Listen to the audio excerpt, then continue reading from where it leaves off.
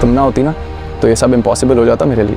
मुझे खुद नहीं पता कि मैंने ये काम कैसे कर लिया। तुम एक लाडली और एक बदतमीज बेटी के बीच में सैंडविच बन के रह गई हो। अब्बा मुझे कहकर गए हैं कि उनके पीछे घर का चक्कर लगाती रहूं। अगर सारा वक्त तुम्हारे पास बैठी रही तो बहनों की तबीयत कौन दरियाफ्त करेगा।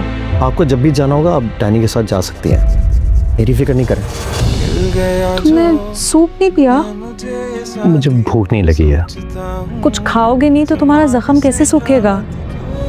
काश दिल की चोट के लिए भी कोई दवा होती है। ड्रामा सीरियल खुशनसीबी में जैसे कि आपने देखा है कि नरमीन हुमायूं को बताकर निहाल से मिलने जाती है। वह निहाल से पूछती है कि तुम उस दिन क्यों नहीं आए, क्यों लेट हो गए। निहाल लेट होने की वजह बताता है, लेकिन नरमीन और निहाल के दरमियान बहस हो जाती है। नरमीन कहती है अच्छा हुआ तुम लेट आ गए, मेरी हुमायूं से शादी हो गई। हुमायूं जैसा सीधा साधा इंसान मेरी जिंदगी में आया और तुम धोखेबाज हो। नरमीन वहां से चली जाती है बेइज्जती कर कर। निहाल कहता है तुमने अच्छा नहीं किया, अब मैं तुमसे बदला लूंगा। अब निहाल माहीन के पीछे पड़ गया है, उस से बातें करता है और घर आ जाता है और उस बिजनेस प्रपोजल भी दिया है जिसको माहीन जो है एक्सेप्ट कर लेती है। निहाल कहता है तुम लाडली और बदतमीज बहन के बीच में सैंडविच बन के रह गई हो। ईमान ऑफिस जाती है, वो उदास होती है क्योंकि आज उसकी बर्थडे थी और किसी ने उसको विश नहीं किया, सिर्फ उसकी बहनें विश करती थी, लेकिन आज वो भी भूल गई। ऑफिस के बाद तलहा उसको एक पार्क लेकर जाता है, वहाँ पे वो उसको बर्थडे विश करता है, वो कहते थे जिससे वो बहुत खुश हो जाती है। और घर आके माहीन पूछती है अच्छा ऑफिस वालों ने बर्थडे विश किया है।